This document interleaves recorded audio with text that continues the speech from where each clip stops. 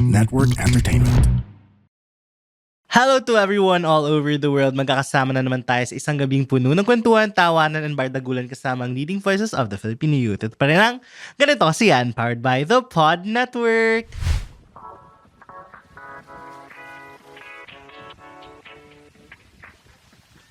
At kasama nyo pa rin ang inyong wandering go-getter ng Quezon City na for today, I won't be a conversationalist or a contributor, but rather a learner in this conversation. It's your boy, Jacob. And for today, it's a special conversation dahil feeling ko it's been a while and puro career development, puro self-learning ang ating topics. And for today, of course, our 20s isn't just about all those career stuff and about yourself, but it's also about allowing yourself to be a part of somebody else's life. And for today, may makakasama tayo wherein we will be talking more about making lande in your 20s. At kasama natin ang host of the Paano Kung Podcast, Joelle. Hello! Hi, Jacob. Thanks for having me. Gusto ko yung student hat siya today. Oo. Kasi this is the time wherein I must self-confess, hindi po ako marunong lumande. With all those failed attempts. Oh my gosh. Parang sure na my passing rate isn't that good. Learning. Yeah. It's a skill. Yeah. So for today, parang we're talking a lot about lande. And ikaw ba, what do you say is parang throughout the years of experience and everything, how confident are you with your skills? Oh my gosh, my landi skills. They have been retired and calm for mga 6 years na ako nakapahinga. I mean, yeah, I saw publicly, your success Bumble story. yes, I'm happily married, but the lande is still there. Ang asawa ko na lang yung kalandian ko, obviously.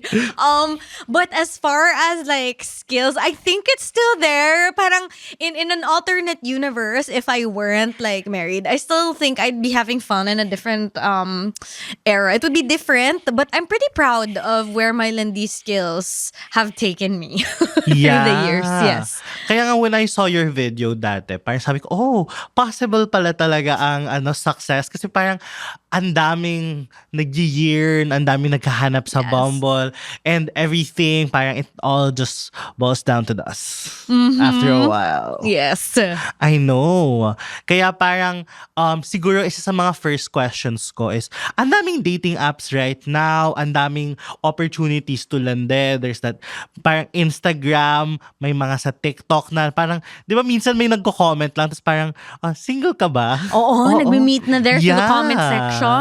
Yes. Minsan nagpa-followan na lang from there. Oo. Ang dami ng ways ngayon to meet people more than ever. Pero why do you think ang dami pa ring single? You know what? I think this is something that I've encountered through the years na there will always be something that people complain about. Na people will always say that it's hard to date because of XYZ, because of like this. But then, I mean, it's hard to say kasi mga 6 years na ako that I haven't been dating. But I would have to say that I wasn't born this way. Hindi ako born na malandi. Medyo lang. And I learned Nal-learn pala siya. I learned through the years for sure. I mean, malandi ako bata pa lang, pero these are things that you kind of learn through the years by just putting yourself out there. Pero bakit marami pa ring single? Kasi marami pang hindi ready pa for what they think they want. Or people always say na, yun nga, it's hard to date in this generation, but I think it's hard because people think it's hard. But if we enter the mindset na ang daming cute sa mundo forever and ever, and there like sa bilyon-bilyong tao, the fact that you can meet and fall in love with other people online, and that's been happening na rin naman over the past like 10 to 15 years, this possibility meron pa rin. So marami ding in relationships na hindi masaya. So I think depende sa era of what you're looking for, and if you're honest with yourself kung ano ba talaga hinahanap mo na at this point of your life. Actually. And also, parang isa din kasi sa mga common conversations in college was that paano na kami makahanap ng someone after? Kasi parang in college, it's Yes. easy kasi parang every sem, nagbabago ka ng class, you're in different spaces every now and then. So, ang pool mo of options, ang dami. Ang dami Yes. mong opportunities kasi kunwari may orgs ka, may mga parties, it's more easier. Pero totoo bang it gets harder after college na makahanap ng like person to date or maghanap ng prospect? I think there are challenges there because iba talaga yung access. As someone, I didn't actually fully flirt in college. Hindi ko siya na-maximize kasi I was in relationships. Parang puro mga long-term college. I was after the college sweetheart narrative. That didn't work out. And it would have been nice to explore dating in college because of the access to so many different people. And not even within your school. Like even friends who work in a different, who Yeah. study in a different school, makikilala mo yung mga friends and stuff like that. But I wouldn't say it's immediately hard after unless you decide it is. Ganun pa rin siya eh. Kasi now that there are dating apps if you want to explore like people outside your circles, and then immediately after college, like, okay, hindi pa masyadong maraming pera, pero marami kang time. Marami ka pang energy para lumabas and to meet friends from college, to meet friends of friends, and you can still keep that going. Especially straight out of college, I think. Kasi mas may pera ka na ng onte. Not as much as before, pero yung parang, mas may freedom na to explore your time. So, I think there are gifts and opportunities in each era and stages of our life, I would say. Pero how about for your experience? Was it harder nung parang after college era na? Like parang kasi syempre pag may job ka na parang tipong unlike classes na parang ang dami mo pang spare time in between. In times of work, you're there 8 hours, tas nagko-commute ka pa pauwi or whatever mode of transportation you do. Saan mo pa sisingit yung landi in that point, di I ba? think it depends on how much you want it. Like, I understand, especially in this like economy din, it's harder lumande. Yun yung challenge nitong economy na mas traffic everywhere. Everything's more expensive. It comes with those challenges. But as someone who like loved the idea of lande in like particular stages of my 20s din, kung gusto mo may paraan, you will carve out time to be around the spaces that you want. So kung ang priority mo ay mag-workout, you will, di ba, may mga gumigising ng 5 a.m. Actually. para gawin yun before work. If the priority is to flirt, de after work, gagawan mo ng paraan. How much do you want it? Pero kung priority mo magpahinga, okay lang din naman. De yun yun, like something has to give. And it depends on which stage you are and what you would like to put more time and money and effort on. Ganon. Actually, That's what I would say. totoo nga. Kasi minsan it's all about how much time you want to allot for it eh. Kasi hindi din naman siya dadating din sa'yo Yes. bigla. Yes. Or naniniwala ka ba sa parang organic encounter? Yes, it's there. It's back again. I mean, what was this? Like, the rise of dating apps, I would say, in this country, parang it started trickling in mga 2015, 2016. Tapos, grabe, Oo. it had a second life in the pandemic. And then, I think now, because obviously, 6 years after, labas na tayo, we are in our hobby era. Tsaka parang pagod na pagod ang mga tao, mga usap ng people online. Pagod na rin ang mga tao online. So now there's more chances to do that as well. But the thing is kasi with dating apps for me, I mean, hindi naman sa bias ako kasi nakilala ko yung husband ko doon. But hindi kasi ako bumababad din sa dating apps eh. Like when I'd use it as a tool, as an avenue to meet people outside my circle. Pero hindi ako naghahanap ng ka-text eh. Kikitain ko pa rin sa, I meet right away. I don't waste my time getting to know your favorite color kung hindi kita masyado bet. Kikitain na kita and see if the vibes are already there. But now that people are focusing on exploring different hobbies, I think now is such a great time to do Yeah. that, especially in your 20s when like you don't have that many responsibilities. I mean, syempre merong mga breadwinners, syempre merong mga nagkakaanak agad-agad. It depends eh. But if you're in that era where hindi ka pa ready mag-anak and stuff, tapos you don't have to financially provide for family and stuff, and you can still carve out these things if it really matters to you.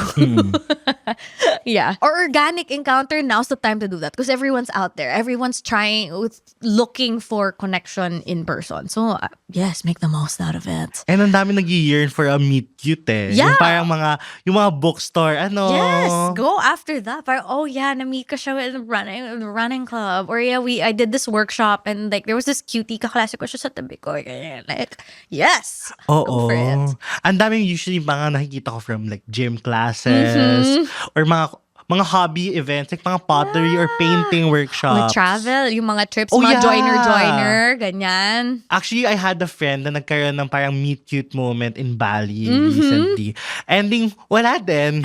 Nagkausap sila buong night, hindi nakapag-exchange ng Instagram. Pero nakapag-practice lumande. Oo, at least nakapag-practice. Yeah. Pero andun pa rin yung sayang hindi nakuha yung Instagram. At least natutunan, Oo. di ba? And I think that's what the 20s is for, honestly, when it comes to making lende. Like, you get better at it by doing it, by meeting different people, by making mistakes, like not getting that cute person's Instagram, by maybe saying the weirdest wrong thing, maybe. Kasama siya, oo. Pero minsan kasi nakakatakot eh. Kasi parang you have this one shot. Parang you're also afraid na if I go out too weird, baka ma-turn off siya. Or if I go too aloof, magiging parang mag-hold back din siya kasi wala naman tong ka-energy and all that. Ang hirap maghanap minsan ng middle ground of how to be that perfect lende person, no? So, ito yung next kong question, kasi na-mention mo yung Bumble kanina and dating apps and being able to start that conversation. Ang dami kasing, yun din yung mahirap na starting point. Like, how do you initiate that conversation? Kasi usually, minsan, may mga moments yun na, kunwari, ako and my friend, Yeah. Parang we had that phase nung parang January na naghahanap kami nagde-dating app kami, tas nagpapakitaan kami, oh ito, what do you think? And then pag nag-match, parang, oh, anong gagawin natin? Anong sasabihin mo? Right. Ano yung naging strategy mo? Or parang, ano yung naging strategy ng mga people that approach you? Right. Or something that work in dating apps? I will start with things that don't work. Hi and emojis and like a wave. Like, do away with that. Like, what do you want? Like, by even approaching and starting the conversation with just a hi, it says a lot about who you are and not wanting to even try to make an effort. So, yun pa lang, I never started any of my conversations with a hi. Especially parang sa Bumble kasi girls get to message first. Yeah, hello, hi, what's up? Emojis of like this, because what's the point? You want to meet people, then make that move and ask something different or at least interesting about the person. So what's helped me a lot is my rule of thumb is I would just ask based on their profile already. And like whatever they're showing, because they show what they want to show. So if it's that trip to Japan, uso pa ba yung yung ginagamit na background yung Tony? Oh, I think. Favorite kong background lahat na lang mga lalaki ganun lagi yung Lahat nandun. or wedding. Nasa wedding, para medyo formal, and then maybe doing some sport, and then sa Japan.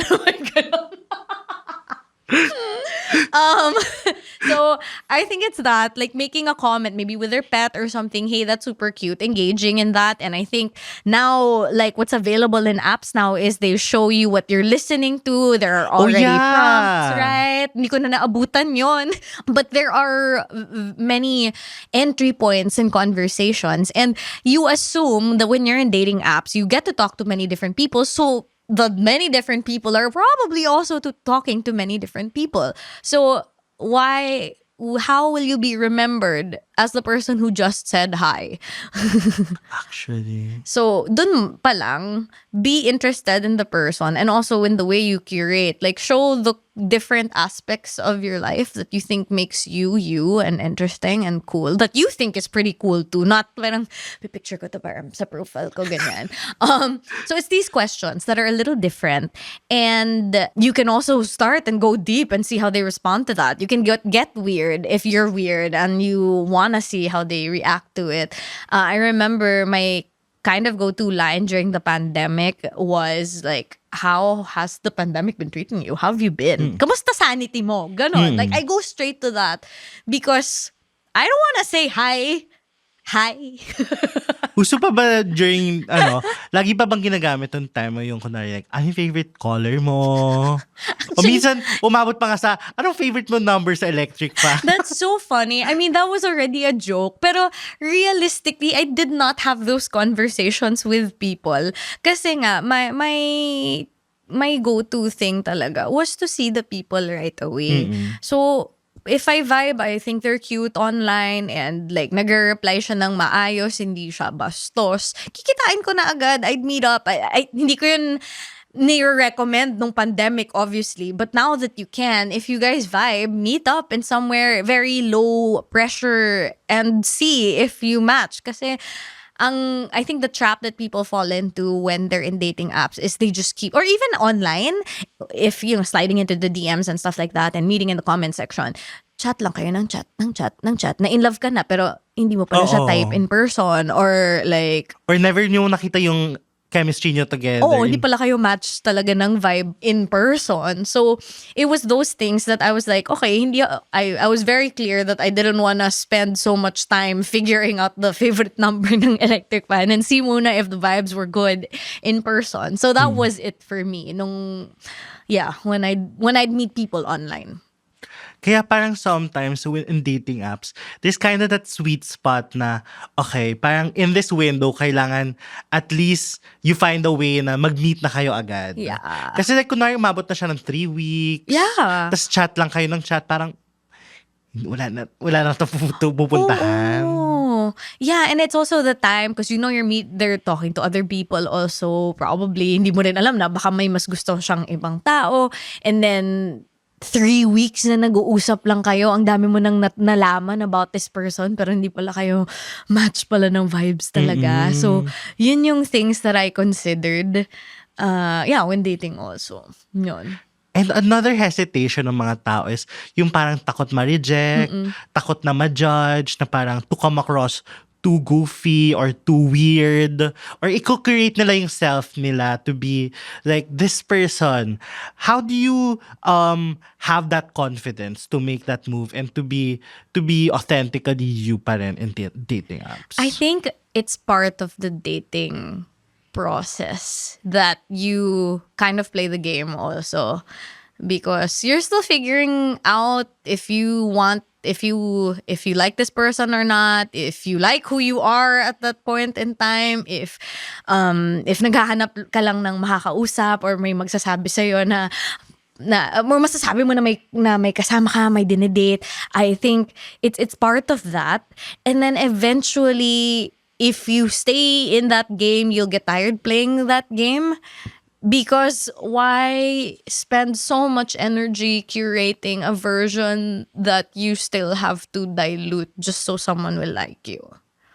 Parang there was a point in my life where the goal was to be chosen, and then things shifted for me and I was like, okay, I want you to want me for who I am. I'm not gonna be playing games anymore. I'm not gonna wait 3 business days before I reply to you. If I like you, I'll let you know. And if you don't like that, in my muchness, edi hindi tayo ang para sa isa't isa, because I am this person. I am weird in many different ways. I can be a lot. And yes, it sucks, the rejection. Hindi ko naman din na downplay yun. Kasi, it's like when you want something, you want this great opportunity and you didn't get it, syempre malulungkot ka. So, it's okay to be sad, cry over this person that you really, really like. But then if they didn't like you, you kind of hopefully learn through dating na it's just part of it. It's like when you're, shopping for a top and it just doesn't fit. It doesn't mean na walang kwenta yung balakang mo kasi hindi kasya yung pants.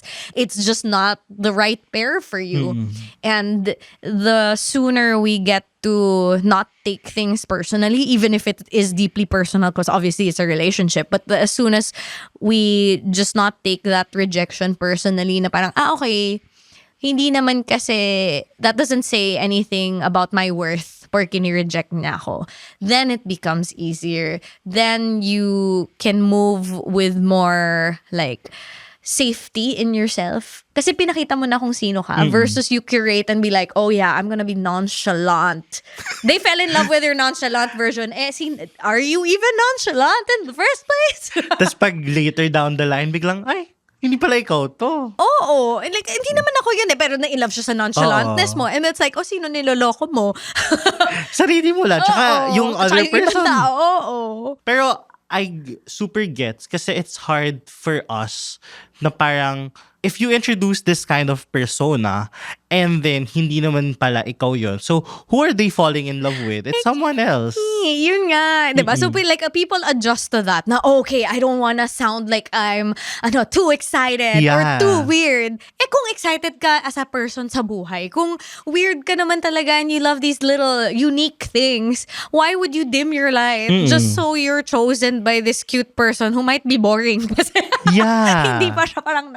hindi pala siya ganun ka excited over the things, and those things will come out eh. So parang if you wanna spend your time more wisely, wag mo na i-filter sarili mo and show yourself as who you are. There was a point din in my life where I think, medyo sumakto na rin sa pandemic, pero parang pag nakikipag-date na ako, hindi na ako nagme-makeup. I was like, bahala na kayo dyan. I'm an awesome person and ito na yun. I don't even wanna change it. Para it works both ways kasi parang it takes out the whole visual aspect of it, and it's like if you don't care about it, perfect. And then pag nag-ayos ako, ano ka ngayon? Surprise! It worked so well for my husband that first time, nung parang that first date na nag-ayos talaga ako, and I was like it works, yeah. Pero ang ganda din nun kasi nafe-filter out din. Kasi some people are very visual lang eh. And parang pag nagsuscroll, okay, cute siya, okay, sige. Yeah.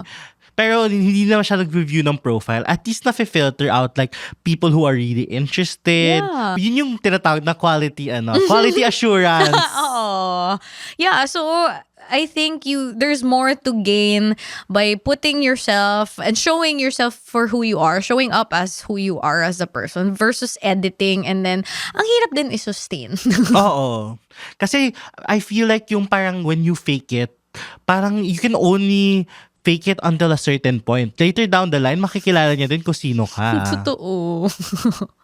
And with that, how do you build that confidence na yung ipepresent mo is, okay, I would introduce myself na kung sino ako, or parang if I feel excited, I'll show that.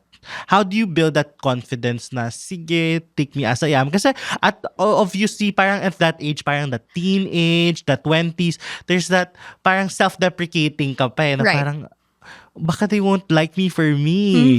Or maybe they would like me if I become this person. Right. So, what was your journey into finding that confidence into, okay, this is me. Okay.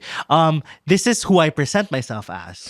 I think a big thing about confidence is you kind of figure that out along the way, and you grow and build confidence by doing hard things. Na, ang hirap nun pero nagawa ko. Yay, self! Wah! Points. Parang may added points siya. And it's also through getting rejected. Na you say the wrong things. You make a mistake. You make a fool out of yourself. And then you realize, hey, wait, that wasn't the end of the world. We still trudge on. We still continue. There's a reason why rejection therapy works a lot. Like, you go for the experience. You see na, okay, rejection, it's not the end of the world. But if you kind of avoid heartbreak and rejection, hindi titibay yung loob mo. So, when you get rejected, when you go through these breakups again and again, you're reminded na, wait, masakit, iyak ko talaga. I will feel it. I never say the ends of things are like less painful. They're always painful eh. Pero, it's still data in my brain na, we did this before, we can do this again, we can rise up. So it's coupled with that, na going through this over and over again, and then getting better at finding out what you like as a person, who you are. And you also get to do that through dating different people din eh. Kasi iba-ibang versions yung nakikita mo eh. Parang, ito si person A, nilalabas yung soft side ko. Or itong ko, parang, oh my gosh, parang hindi pala ako maayos makipag-usap. Pag with this person, I get so nervous. Or this other person, shucks, gusto ko siyang habulin kahit na ano. Like, and then you say, wait, what version of yourself do you actually like when you're with this person versus with your friends? And how do you give and accept love as well? So I think that's built through time for sure. And maybe therapy and healing, ano din, kasi you also have to reflect and choose differently if you want different results. And I agree that we learn and we improve ourselves parang through meeting a lot of people, which I feel like sometimes it really helps na you don't end up, kasi parang 'di ba may ano sila na, oh, it would be nice to end up with my first Right. with the first jowa and all, but it's also nice na you get to experience that, oh, you're dating around, you're meeting different people, you're growing throughout the process, kasi that's how you see also na, okay, this person I get to be like this person, na-unleash niya tong persona na to. Parang there's that growth with every single person that Yeah. you meet. Yeah, and I think people are also kind of afraid to be seen as trying and putting themselves out there. And yung to be seen, oh my gosh, may dinedate na naman siyang iba. Hindi nag-workout. Oh my God, nagtatry na naman siya. There could also be that, yung being rejected many times. But then, if your goal is to be able to learn and see things through and collect these experiences, ano naman ngayon kung sabihin kang malandi? Hindi ba naman talaga malandi ka? Hindi ba? Is it that bad? Does it mean you're a bad person? No, you just like meeting different people and seeing if it works. I'd be worried if I were told like I'm a shitty person versus being malandi. I think it's that. Like owning who you are and what you want in life also. Yeah, and I agree with that. Kasi parang there's nothing wrong with dating as long as you're available, as long as you're Not hurting other single, people, and yes. wala kang nasasaktang ibang tao, or parang yung dinidate mo is not taken. What's wrong with Yeah. dating? What's wrong with putting yourself out there? Exactly. Kasi that's how we all grow. And throughout the process, na dating isn't just about like hitting up on dating apps and such. There's a lot of that forward, backward in terms of dating. Lalo na if sometimes it's also that, alam mo yung song ni Taylor Swift na Ruin the Friendship. Oh my gosh. There's a lot of situations like that. Yes. Parang in this generation, should I make a move? Should I not? Kasi actually with some of my friends, nagkaroon ako parang advice na hiningi sila from me. It's parang I was like, parang feeling ko na cross mo na kasi yung line of, parang there's that soft spot na itong time period na to, parang pwede pang i-transition eh. Pero parang after a while, parang friends na lang yan.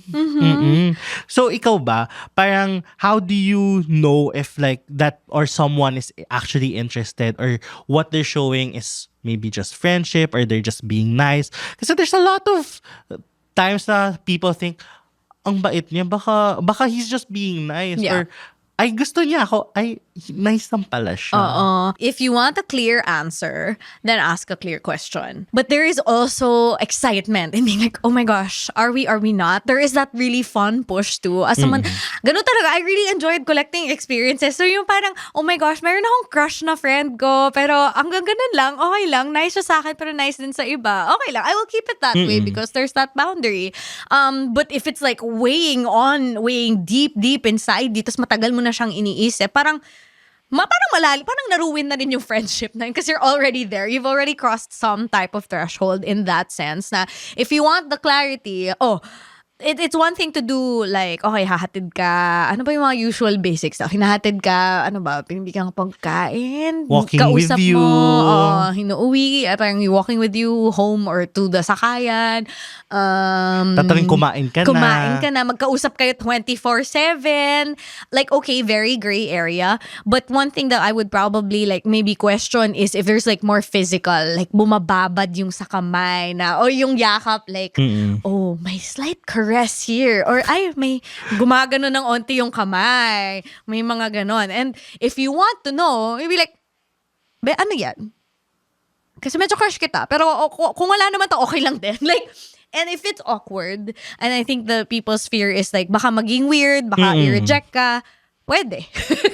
Kung ayaw mo, edi wag mong tanongin. But awkwardness, rejection, you only get to decide if it's the end of the world, if it's na ganon. You can just acknowledge that it was a weird moment. Sabi, ang weird mo, sabi mo, ginanon mo ko. Like, ano yun, diba? Call it out for what it is. If you're really friends, you can get past it. But if you're not, and then maybe hanggang dun lang. There was nothing else that you could have done that would have changed that. Like, I remember I had a really good friend na fell in love with me at a certain point. And like, we would talk talaga like a lot, and like it really crossed that boundary, and we didn't talk for a time because I didn't feel that same way, and yeah, we weren't friends for a while, but wala, we got to come back as friends again and like get past that weird phase. And that's kind of how life can surprise you anyway. If you're meant to be friends, you will also always be in each other's lives in that way. Ganon. Yeah, I agree with that. And parang you'll find your way back to each other. Whether that's as platonic as it is or maybe romantic. Parang feeling ko din, you'll always find your way into each other's lives in whatever purpose that you're meant to serve. Hi, I'm Joelle. I talk for a living and I'm an overthinker. Life keeps going and the questions keep coming. But I hope you find comfort in the fact na hindi ka mag-isa. Ang dami nating overthinker, no? Sa ups and downs, twists and turns ng buhay, paano kung ituloy lang natin ang paghanap ng kasagutan? Ready? Tara! This is Joelle's podcast. Paano kung? Powered by the Pod Network. I agree yung being able to ask. Pero, hindi ba nakakatakot? Parang feeling ko kasi parang tipong there's always that I don't want it to be weird. I don't want to be awkward. Kasi parang laging may worry ka na parang would I risk the friendship that we had? Parang let's say it's a 5-year friendship or it's a childhood best friend kind of friendship na let's say 14 years, 13 years. Parang how do you balance out the risk? I think to that? choose the discomfort. Kasi you're already in the discomfort of confused kung ano to, will they not, and what is this ba talaga? Kung ayaw mong i-ruin yung friendship, edi sige, wag mo nang tanungin, and then maybe things won't change. But that won't guarantee that you'll always be friends forever. Like, things can still happen. What if like magkajowa na siya, tas nakikita mo nagmomomol sila sa harap mo, tas parang friendship, friendship pa rin, kaya mo. Some people get past it, or you work through the discomfort of that quick moment na ano to be? It doesn't have to be ano to? Mahal mo na ba ako? Papakasalan mo na ba ako dahil hinawakan mo kamay ko? Like, it's in the delivery also. So, if you truly are friends, you're like, bete ka lang. Ano yan? Ano to? And I guess if you approach it in that light way, like, you can laugh it off and maybe joke about it, make it like a funny thing. But if you think it's really a really heavy thing na parang, gusto mo ba ako? Like, oh my God, could this be something? So it depends on the risk you're willing to take, or the discomfort at least that you're willing to live with. Ganon siya for me. And ang mahirap din doon is if you are the one feeling it. Yung parang yung yung act na ipapagpag mo yung feelings mo. Yeah, and if you're choosing also to keep the friendship, tas hindi mo tatanungin, then set the boundary. Friends don't hold hands, hindi sila nagtatabi sa kung san-san ng may parang palinger. Then be clear with that. Mag-decide ka. Kasi kung ikaw hindi rin malabo ka, edi yan, magugulo. Lalabas at talabas yung kung anong kalabuan na yan kung hindi nyo i-address. Totoo. And parang you are what you tolerate. Na parang kung masasaktan ka. You get what you tolerate. Hindi naman are. you get what you tolerate. Nakakapit yung katauhan mo sa tinolerate mo. Di naman. Medyo na mali yung isang word. Medyo outcome lang. Clarify natin na. You get it lang. Hindi mo deserve. Kasi sometimes people also say that. You deserve what you tolerate. Hindi. Ano lang siya? Cause effect. Oo. Tinanggap mo sa buhay mo, yun yung mararating. Deserve mo, hindi necessarily pwede ganyan. Pero nakuha mo kasi yun yung tinanggap mo eh. Parang because these are the things na okay with you, na parang you sit with, that okay, even if it's uncomfortable, it's a matter of how long can you live with it. Yes. And Important yung my gosh. distinction na Sorry yun, guys. Erratum po. Buti na lang sa episode mismo na erratum siya. Pero siguro another thing is that red flags also is one key factor. Kasi in this generation, or parang feeling ko in generations past, ang daming talks about, etong act na to, red flag to, or parang this person is a red flag. Ikaw ba, ano yung distinction mo of like, what red flags were you willing to tolerate and which red flags were you like, okay, this is something I want to avoid?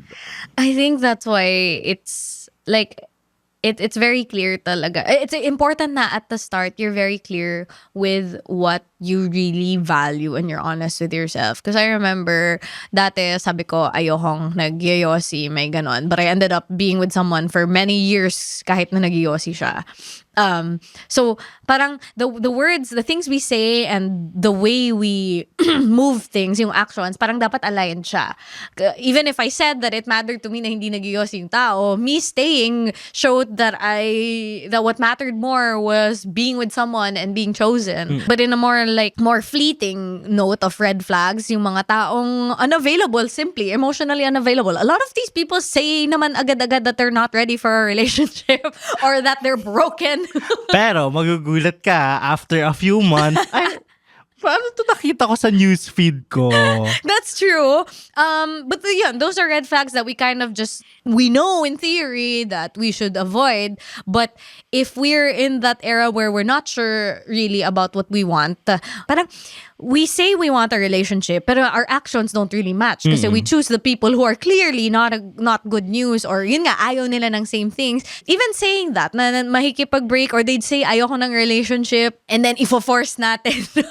Sometimes pinipilit pa rin.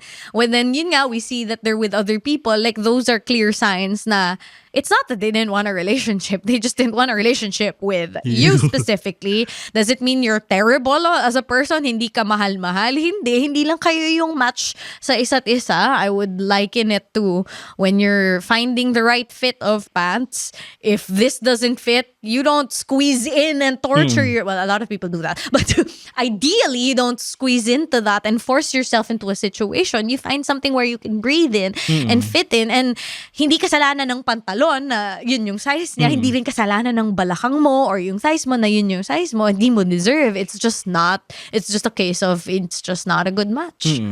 Yeah. But how about people na when they say na I keep on attracting red flags. Parang everyone I've been dating, puro red flag. Like for example, like she in a relationship, or parang just different kinds of red flags for them, or whatever they believe is a red flag. Ano yung advice, or ano yung why do people keep attracting, or why do people get attracted to red flags? Well, yung when you get attracted to red flags, that's a different parang you get attracted to red flags because there are still a lot of unresolved things and issues from the way you viewed relationships before, your experiences. Those are familiar kasi most of the time yun naman yung reason. Like in theory, you're not supposed to be with someone who isn't kind, who is mean to you, who isn't emotionally available and stuff. But because that's what you grew up knowing, then you kind of end up like gravitating towards I think that. tatawag yun ng daddy issues. Oo, daddy mommy issues, ganyan, mga unresolved things. And that's why taking the time to really understand why you move around Lande is important.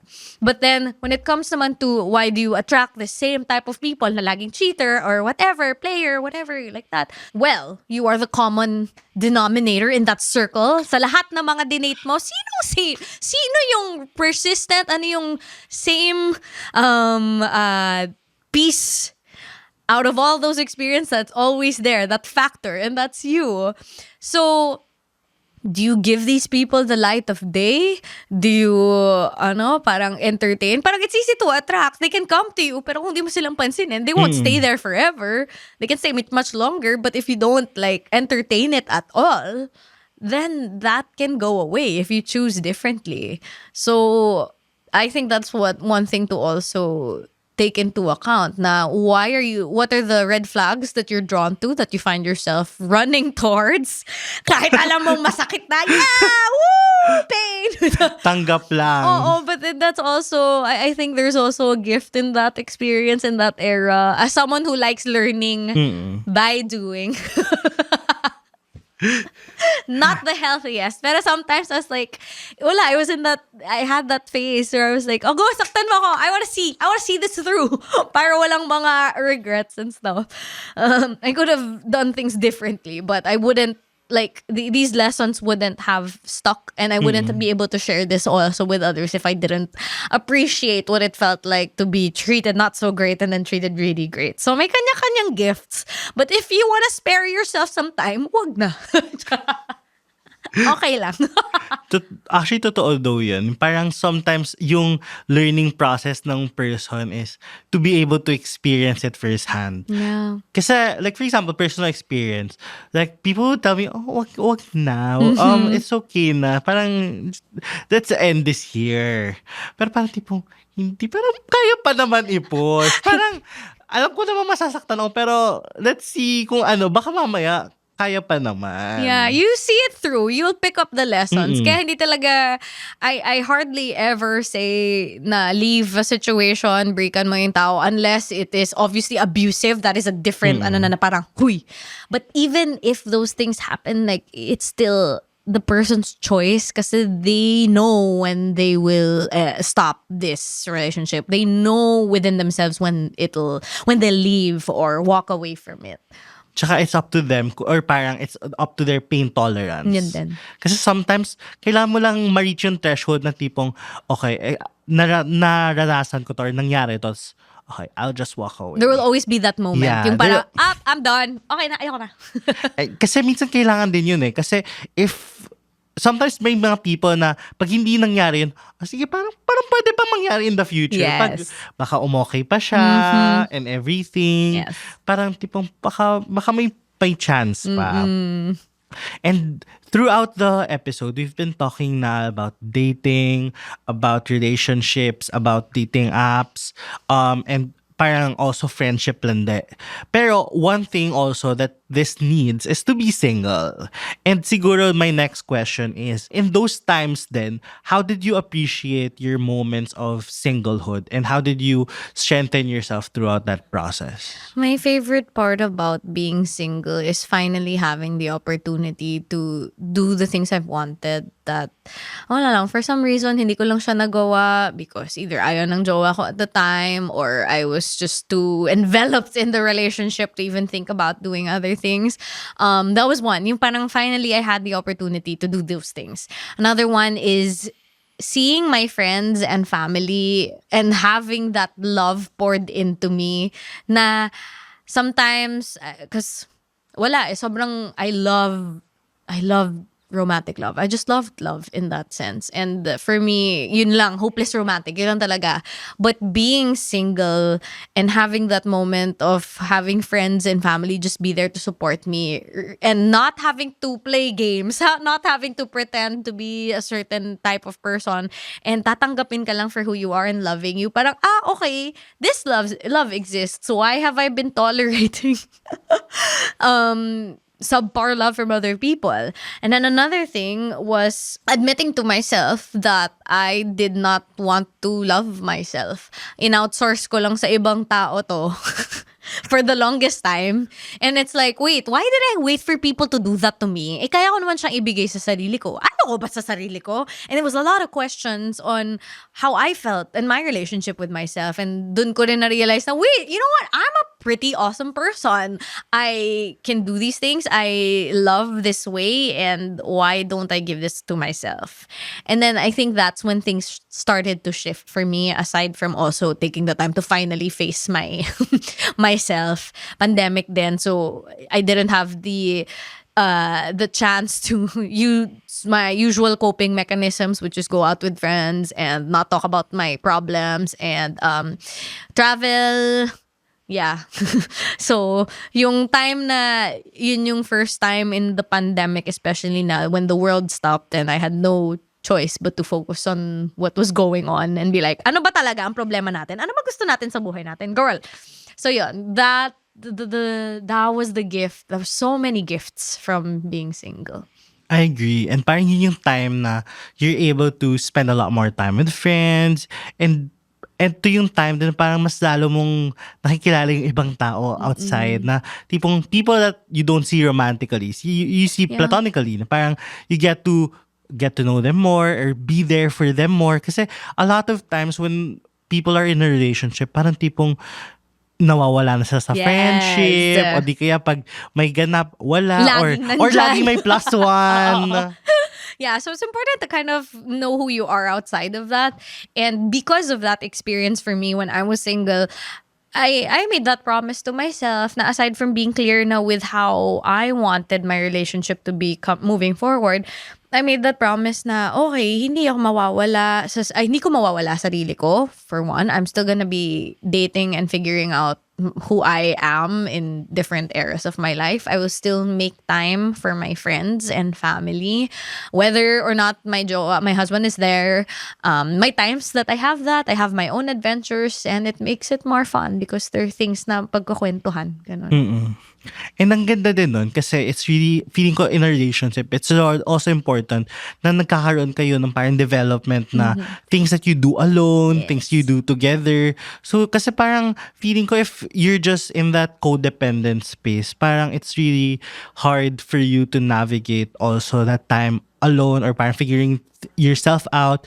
And lalo na for example, you get out of a relationship, being able to figure out sino ba talaga ako outside of this, after all this. Yeah, that is a crisis on its own. Yung parang, ano tong nangyayari? And I think like you can minimize that kind of crisis if you always have the anchor of going back to yourself and the things that matter to you. Kaya siya, and I think that's the reason why I stopped being so scared of breakups and rejection also. Kasi parang may babalikan ako lagi. Yes, iiyakan ko. Mawawasak ako ng sobra-sobra. Pero okay lang. Eventually, there will be the light at the end of the tunnel and I will find joy in life again. Ganon siya. Truly. And I feel like that's very, very important na at the end of the day, kung iwan mo ko, I'm still me. Yeah. Like, iiyakan talaga kita. Like, I think it's important to acknowledge there will be hurt. Oo. But it's so freeing to know na I'm gonna bounce back again. And that can definitely shift so many things from being so afraid of being left and rejected. Ganon. And for people naman na kunwari in their 20s and still single, parang na yung mga tao sa paligid mo, ang daming taken, ang daming nag-a-announce na ng kanilang engagement, ng kanilang baby. Right, yes. Tapos parang, how do you find peace with being single in an era where a lot of people are already like moving forward with different chapters? I think it's very important first to understand na for most of your life, like, when you start school, sabay-sabay kayo lahat with your peers and your classmates na, okay, we're doing the same thing, taking the same classes most of the time, right? And generally going through the same life phases. It's in our 20s kasi na nabubuwag na yun, diba?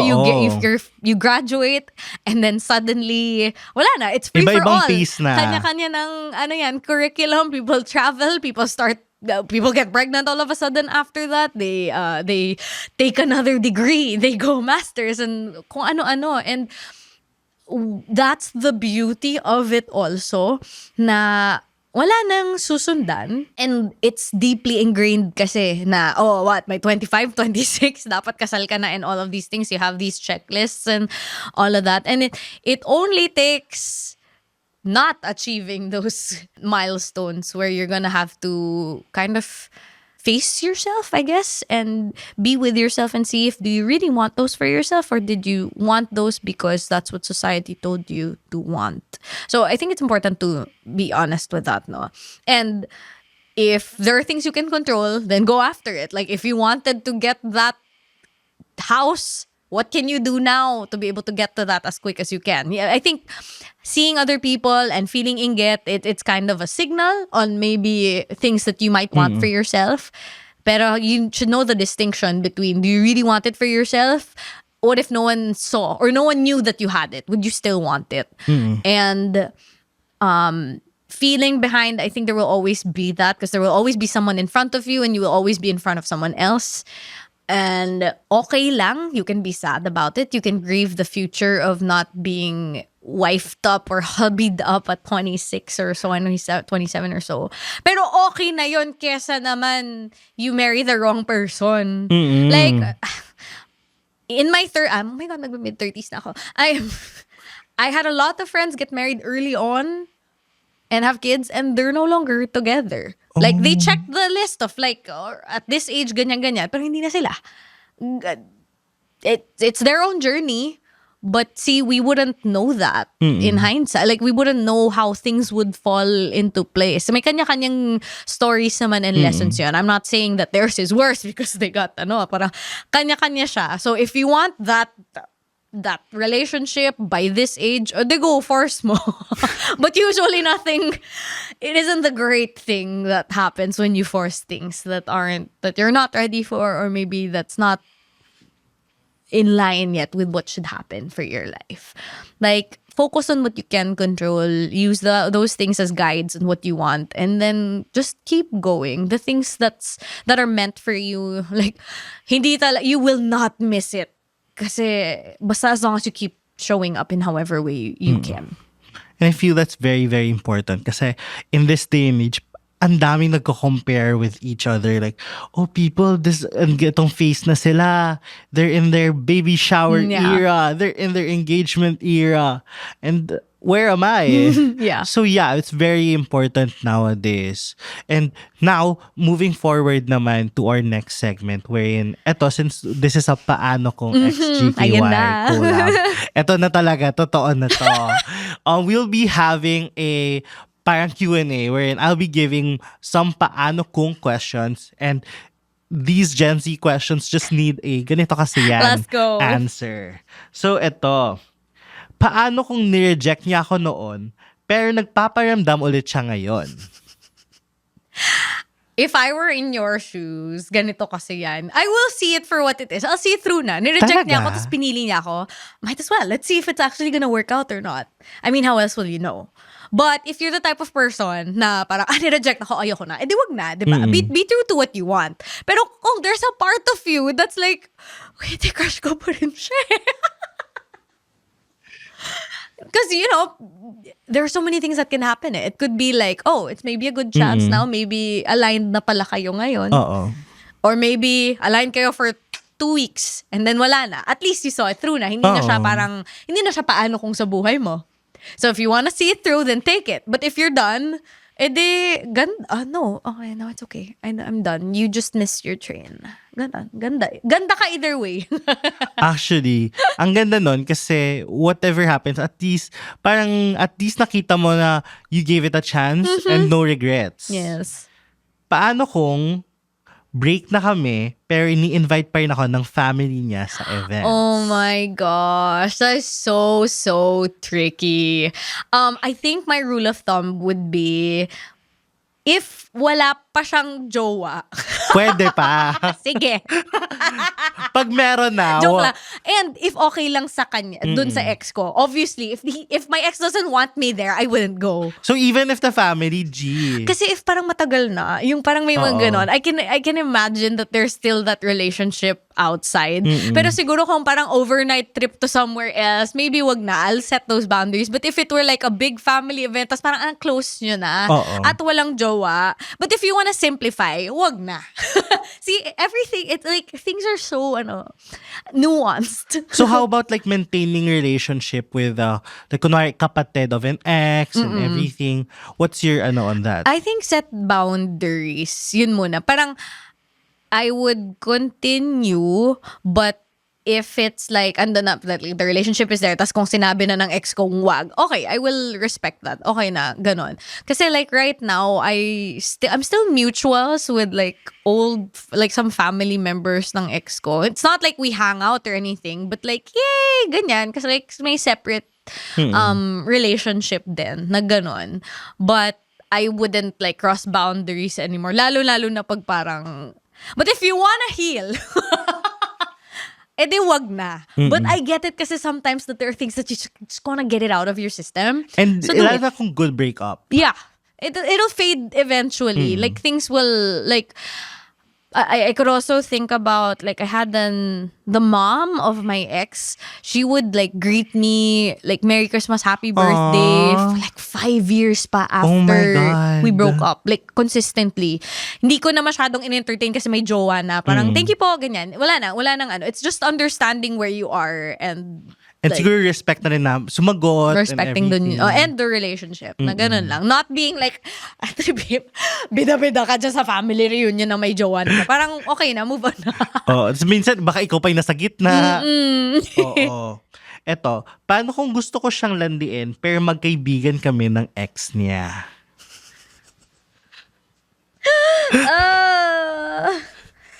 If you wanna simplify your life, wag na. Pero I have also encountered people like that na kaibigan, yung gusto mo landiin, friend niya yung ex mo. Tama ba? Kaibigan kami. Magkaibigan kayo ng ex niya. So like for example, yung ex-girlfriend niya, friend mo. No, I would just aalagaan ko yung friendship. Unless, medyo kebs lang. I will ask.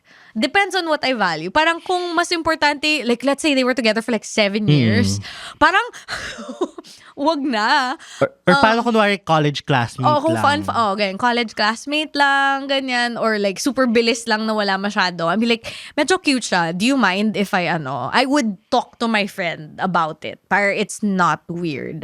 Versus kinda just jump into it and explore it. Yun yung mga i-consider ko. But if like, let's say barkada, tas Ay, magkikita pa kayo lagi, ganyan. Or dinadala mo yung jowa mo sa Oo. group, Okay lang ba? Sige, gawin mo. Pero pag chichismisan ka niyan, sure. And it's gonna be a little awkward. Yun lang. Those are things to Tas consider. ang weird kung dati siya yung dinadala, tapos ngayon ikaw naman magdadala. Yeah. I know some people who've done that. And my like, God. power through lang sila. Ako personally, maybe not na. Oo. Ito naman yung next. Paano kung workmates kami ng ex ko? Kailangan ba kaming maging friends or sapat ng maging civil? I think civil is enough. Like, in the first place, diba, they say don't shit where you eat. Ay. Pero wala, ganun eh. Minsan may cute lang talaga sa office. Totoo. Yun lang. I think for people, I get that question a lot, na parang mga coworker, ganyan, na nagkaka-something, ganyan. And it's like, if you are okay with someday breaking up and then you're gonna see each other every day, sige, tuloy mo lang. But most of the time, it's so hard. So if ganyan, like, nag-break kayo, you don't have to be friends. Get the job done. If you have to stay in that job, I don't know how you can move on that quickly. But civil, you don't owe them friendship. Ito naman. Paano kung matagal na kami nag-uusap araw-araw pero hindi ko alam kung flirting ba to or friendship lang? If you want a clear answer, ask that. Ask mo agad. But if it's super weird na parang friendly, I think eventually it'll either die down or get more intense. And that's where you can, if you don't want to ask, if you don't want to ask about it agad-agad, and then just see how it goes. See, ikaw, mafo-fall ka deeply. Risking lang that you're gonna fall deeper into it. But if you wanna be clear with it right away, then tanungin mo na siya. Ganun. Ito yung pinaka-last. Paano kung ayoko ng dating app? Saan ba ako lulugar para makakilala ng tao organically? Then put yourself out there. Go, tell your friends, guys, reto nyo ako. I am ready to date. And then go and like explore your hobbies, the things that you enjoy doing, and be visible there. Be approachable. Go and party, hang out in however way that is, and be open to it. Kasi sometimes people are like, gusto ko ng organic encounter, pero laging nasa cellphone. Or pag nasa labas, parang, tulungan mo naman sarili mo. Ayaw mo na nga ng dating apps. Gusto mo ng organic encounter pero hindi ka naman gagalaw. Tapos pag kinausap ka naman,